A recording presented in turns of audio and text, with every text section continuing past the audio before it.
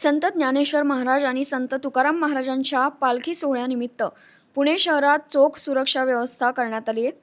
8,000हून अधिक पोलीस तैनात असून पालखी मार्गांवर AI आधारित कॅमेरे बसवण्यात आले आहेत। भाविकांच्या सोयीसाठी 5 पोलीस मदत केंद्रे आणि पालखीचे लाईव्ह लोकेशनही उपलब्ध करून देण्यात येणार आहे। पुणे शहर पोलीस दलांकडून पालखी बंदोबस्त योग्यरीत्याने नियोजनबद्ध पद्धतीने डिप्लॉय करण्यात आलेली आहे। अंदाजे आमचे 7,000 पोलीस अधिकारी कर्मचारी, SRP companies, BDDS teams, QRT teams, home guards इत्यादी डिप्लॉय करण्यात आलेली आहे। वाहतुकीची योग्य नियोजन करण्यात आलेली आहे। त्यामध्ये वारकरी असतील, वारकऱ्यांचे दिंडीचे गाडी असतील किंवा जे आम दर्शनार्थी आहे त्यांचे योग्य सुरक्षा आणि योग्य कम्युटिंग साठी आवश्यक उपाययोजना करण्यात येत आहे।